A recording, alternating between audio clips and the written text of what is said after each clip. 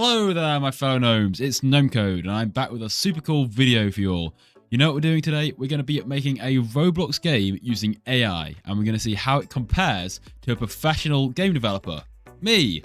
Sounds awesome, right? So in this video, we're going to play around with ChatGPT4 by OpenAI and some of the fresh new Roblox beta AI tools to try and create a unique and fun game. We'll see how the AI stacks up against the pros and cons and find out if it's got what it takes to replace all of us. Oh, and here's a fun fact for you. This very intro script was mostly written by ChatGPT4 itself. How cool is that? Right, let's crack on. Okay, so first off, let's have a look at the AI generative stuff that Roblox released. If you want to have this enabled, you first need to be in the beta version of Studio. Go to the beta features and make sure you have AI-powered code completion turned on, and we turned on the material generator as well. Two AI fancy mathingy-jiggies. So we create a basic bit of code like that to go on. Click run, and our little dude is going to move over there. Fantastic. And now once we've got some code, what we can do is we can start getting the AI to generate things based on the information we've given. So we add a little comment and we tell the AI what we want to do. So we can say, and then we hit enter, and hopefully nothing.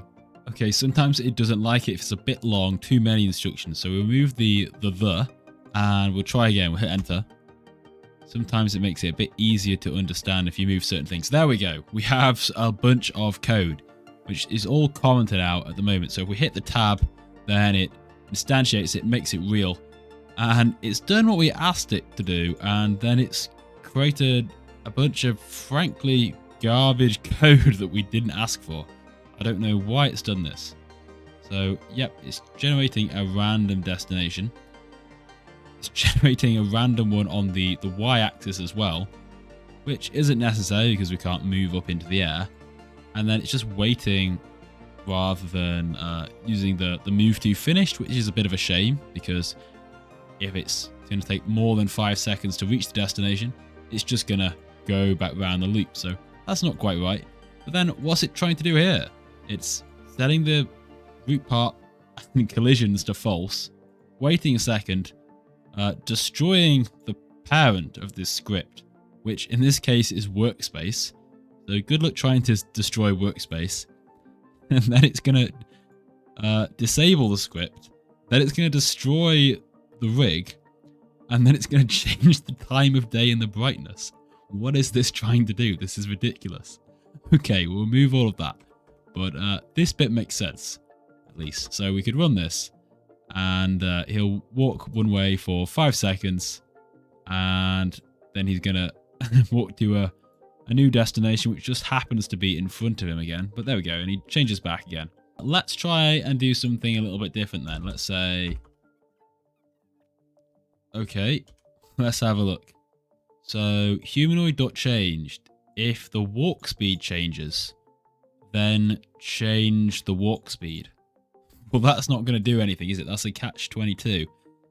We can't change the walk speed if it's changed.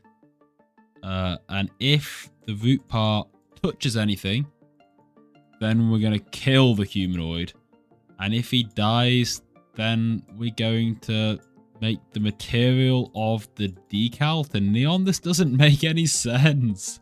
What is it trying to do? Let's move this loop down here, and I'll show you what happens. Nope, it errors immediately because it's trying to reference parent. Let's just change that to the rig. Right?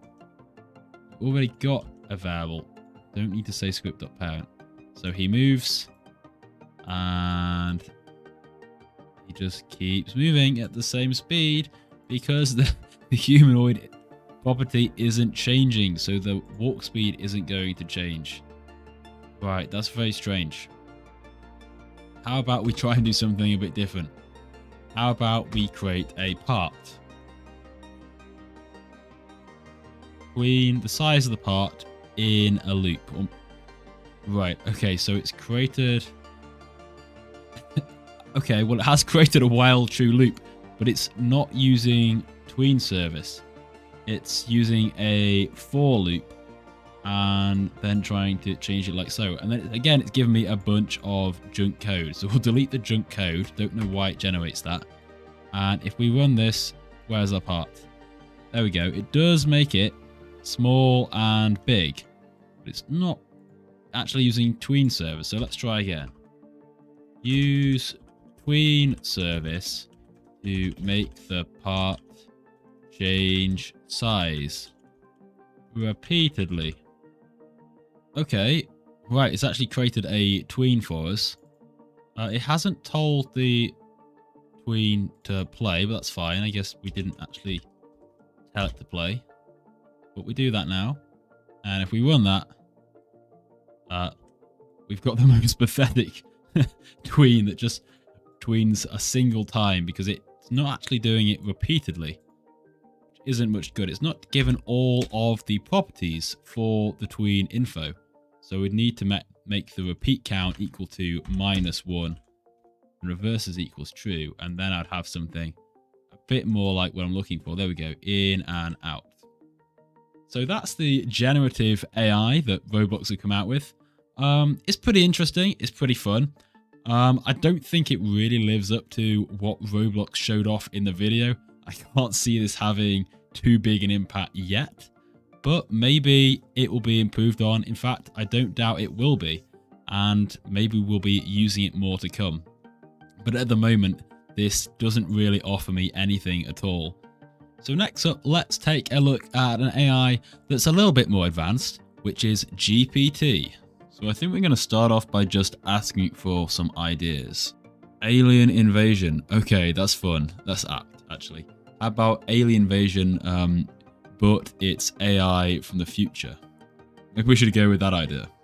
Okay, let's ask it to expand on it. Title of the game is AI Uprising. Fair play to the AI. It's really fleshing out loads of ideas here. And I think for people looking to make games, that's probably one of the strongest features right now for AI, is being able to ask it a few questions. And look, it's given me a whole page full of all this info. And sure, I might not use most of this. In fact, I'm definitely not going to for our game. But it gives you lots of ideas to work with. So let's see if we can get it to write some code for an AI. Okay, is it going to give us some code? It's explaining how it works. Oh, we're getting it step by step, look. So it's interesting, it hasn't actually used that destination size variable at all. It's interrogated. What's going on? Okay, so it's apologizing and it's going to recode it now using that value. So it made a little mistake and then it corrected it. That's pretty cool. That is pretty cool. And as far as I can tell, this is all valid Lua code. I don't spot anything immediately wrong here. So let's take all of this code, copy it, pop into Studio, and see if we can get something working. Okay, let's go and grab ourselves a robot from the toolbox. There we go, wonderful. Right, so now let's add in a script. And we're going to paste in what we just got from the ChatGPT, and let's run it. Okay, let's run this thing, and there we go. He wanders off. Whoa, what is going on? What is this? What is this? What? We did not program this. What is this?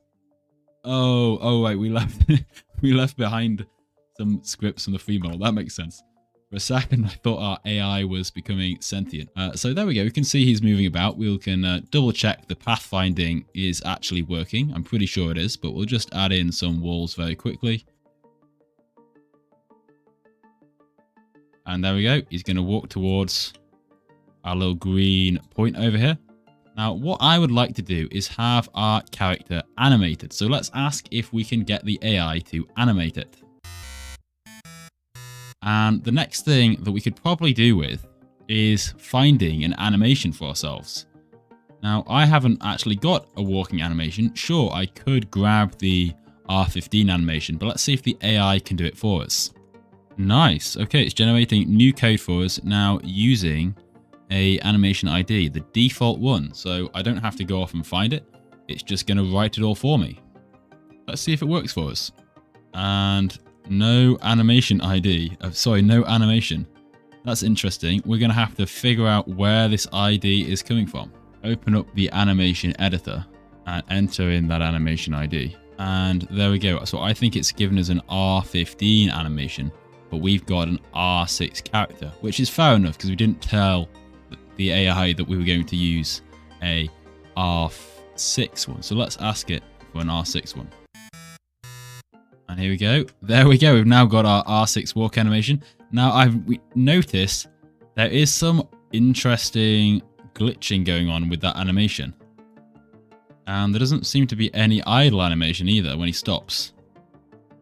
So we can see the reason the AI is getting into difficulty there is because it's meant to be a looping animation, but it's telling it to play each time it goes to a new waypoint. So let's see if we can ask the AI to fix that.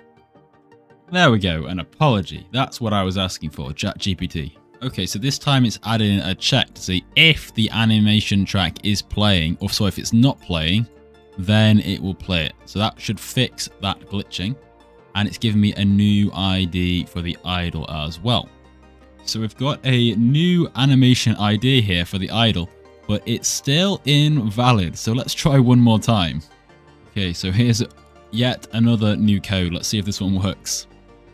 And there we go. We've got an idle. Third time lucky, and we've got it. Nice one. So he's walking about quite happily.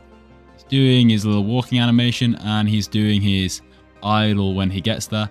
But this is all pretty standard stuff so far. It's the kind of thing you get in a lot of tutorials. There's a lot of resources online for how to make an AI walk around somewhere. It's kind of the textbook's example from the Roblox docs. Okay, so now we're going to ask it to do a few more things. We want it to generate 10 different robots like the above. If any of the robots sees a player, they will all try to move towards him for at least 10 seconds. If the robots then lose sight of the player after that time, send them back to moving randomly. If one of the robots catches the player, they should kill him. Let's see what it can do with that. There we go, we've got 10 robots. And we haven't got 10 of them moving. So I think what's tripped it up here is it's yielding for that fella to finish his destination before moving the next one. That's an obvious issue there. And there's collisions between the different AI. So it's going to walk into them. There we go. That's no good. So we're going to ask ChatGPT, see if it can fix the problems that we're seeing. And also our animations have gone too. What's happened to our animations? Huh? What you done, ChatGPT? We had some beautiful animations a second ago. Let's ask it what's going on there. And we've got a humanoid state type here as well. It's setting the humanoid type to ragdoll false. Prevent robots from colliding with each other. Is that a thing? Does that work? What? I've never tried that before. Is that a thing? But they are rather walking into the walls now. I don't know what is going on there. I think that's just pathfinding service doing its thing. No, I think there's something wrong here. What is going on? And that's definitely longer than 3 seconds. This guy just seems to have timed out. In fact, they've nearly all timed out. I've only got this one guy moving now. And they really love the walls. I think they're using somehow the wrong waypoints. It seems to be trying to follow multiple paths at once. This is very messed up. Okay, I do not think you're doing too well here, are you? Let's give ChatGPT one more chance though. See if it can fix this for us. Okay, fresh code. Let's give this a try. Let's fire this thing up. And we have an error. Oh, tragic. We're missing off the bracket off the end. It's good to know even AI make the same mistakes as us. Although, in fairness, I think it just hit the character limit here, so it just missed off the bracket. Thankfully, we can fix this easy enough. Pop that in. Let's give it another try. Here we go. And let's see if they break this time. Uh-oh. What is going on here? Ah! Our robots can fly! So is this something to do with having the humanoid state types it was messing about with? Okay, they're falling back down now. Yeah. So So it didn't quite figure out the collision groups for us, but they're still moving about, which is good. Now let's see what happens if I actually throw my player character into the mix. And I think this guy can now see me, so they should start to move towards me. Are they coming towards me? They don't really seem to be doing anything. Let's see if we can get him to touch us. Well, he's touching us. He's not killing us. Not really the desired effect. Yeah, nothing's really happening. It seems like they are reacting to the sight of me, possibly. Okay, so maybe I was asking a bit too much, hoping for some pretty complex AI behavior there. But maybe we can still salvage this into some kind of a game. One of the other things it asked for was having a hackable terminal. So let's say we can create a few terminals around the map that the player has to interact with before time runs out.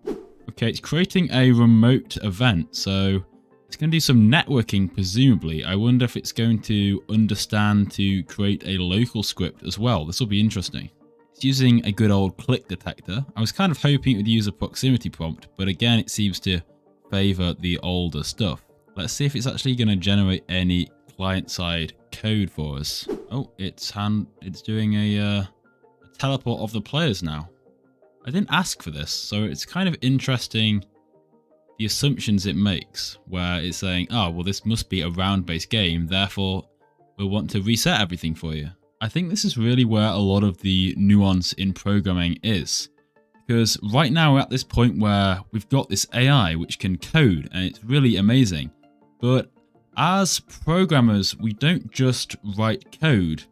We also need to be able to plan how our entire projects are going to be shaped out, and certain decisions you make in terms of the layout really affects that project down the line.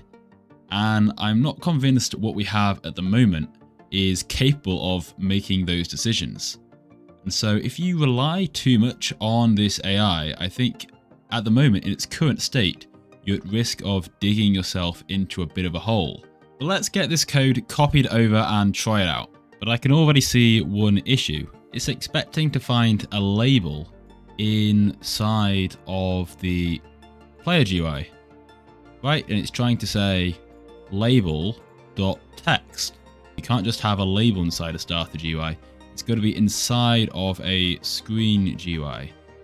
So let's just ask the AI to fix it, see if it can spot the problem. Yet another example of me correcting the AI and then it fixing it. It's slightly weird, the back and forth nature of it all. So now we just need a model for our computer terminal. Now I could search the toolbox, but I'm curious if GPT can actually give me the ID for a model to use, seeing as it was able to give me the animation IDs. Let's have a try. Oh wow, okay, it's giving us a link. Here is a computer terminal.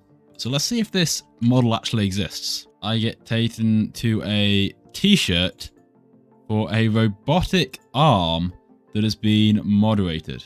This is not what I want. That is one of the main problems I would say with this AI at the moment, is it tends to be super confident even when it's wrong. And it'll produce stuff that looks great. I mean, this looks fantastic, but it didn't actually exist. Right, so now it's generated a new ID, but I'm suspicious because it has exactly the same name, computer terminal, as the last one. And the last one wasn't even called that. So let's click this one. And now we've got a solid model. This is definitely not what we want either. Okay, is it going to be third time lucky? I'm not hopeful because it's using the same style of link again. And I think it's just generated a random number for us. Let's have a look. But before we do, let's have a word from this video sponsor. If you're interested in making games with AI, then Brilliant.org is definitely the place for you. They're a website that offers thousands of lessons from foundational to advanced topics, and they're constantly adding new ones, such as this one on algorithm fundamentals. Algorithms are the backbone of computer science, so if you want to take your programming to the next level, having an understanding of this course will take you a long way.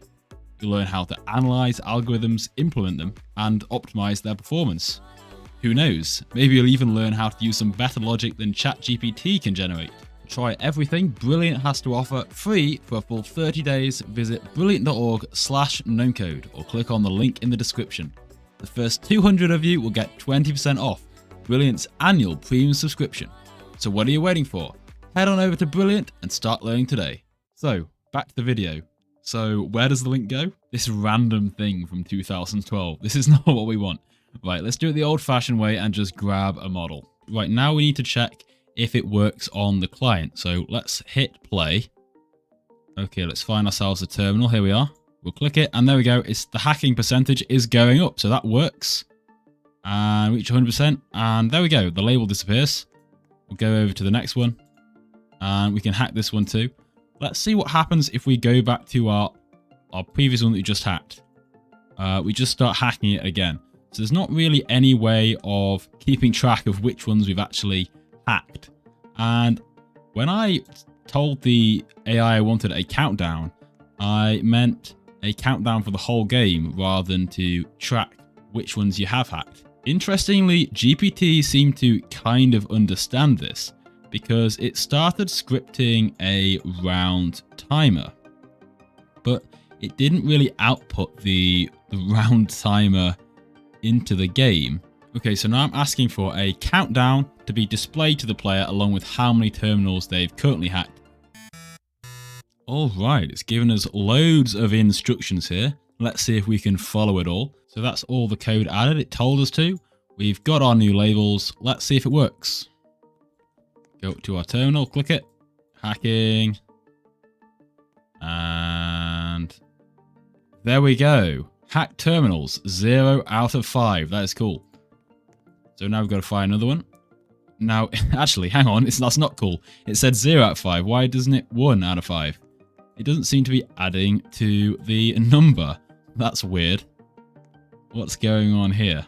It's told me to put this piece of code right here after we set the value to false. This isn't going to do anything at all because we're saying hack terminals always equals 0 whenever they click it. So this isn't doing anything, but I've put the code where GPT has told me to put it. And now it's told me to replace this line with all of this. But if we remember, I already swapped out this line with all of this code. So if I'm to follow the instructions literally, that means I take out this and add in this new code. And now we're not firing the hacked event.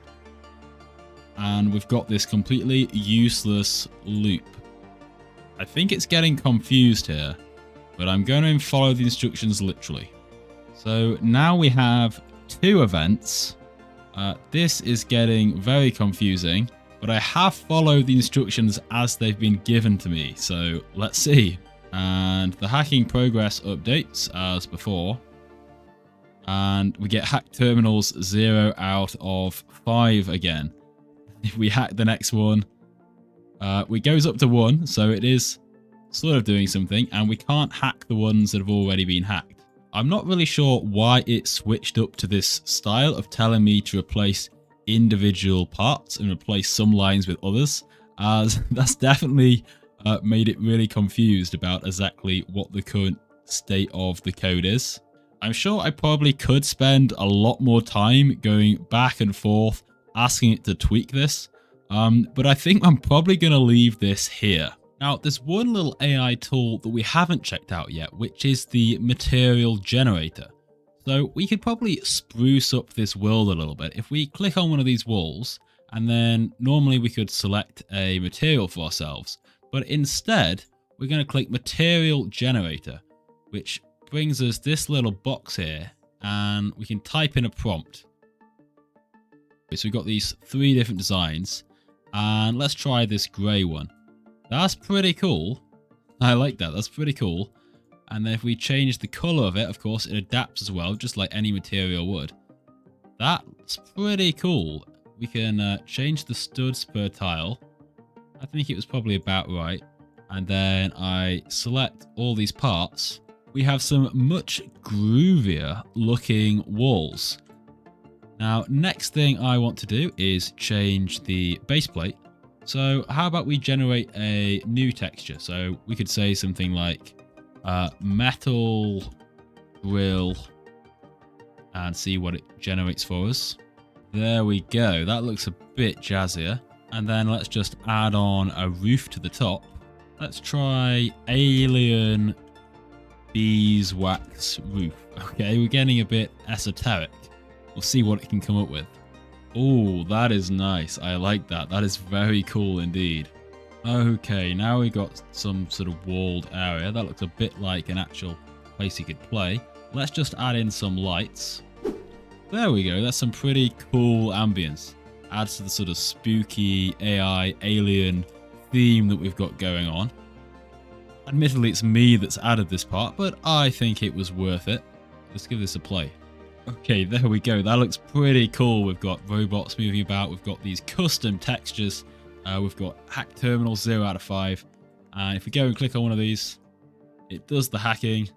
And eventually, when it completes, there we go. We've got 1 out of 5. And so we're going to go around the map and find all the terminals and hack them and ignore the robots that don't actually do anything. But there we go. We've got a kind of game. I think this is pretty cool considering I didn't really have to do much, at least not in terms of coding, but I have to do a lot of sort of spoon feeding the AI and massaging it to get exactly what I wanted. Now, where this will go in the future, who knows? I think right now it's a really great resource for the robots doing their crazy air dancing again. Really great resource for using it as a tool to create things, but it's certainly not strong enough to make something on its own, not an entire game, not yet at least. So right now, as a developer, I think we're safe. It's definitely a good time to still be developing and making games. And with these tools like this, I think you can be more powerful and more efficient than ever before. Have you made anything with AI? Do you want to start making things? What do you think it means for the future of Roblox development? Let me know all your thoughts down in the comments. And if you want to go and check out this game that I've made, I'll publish it and leave the link in the description for you guys to go and play. But thank you very much for watching, and I'll see you all in the next video. Goodbye!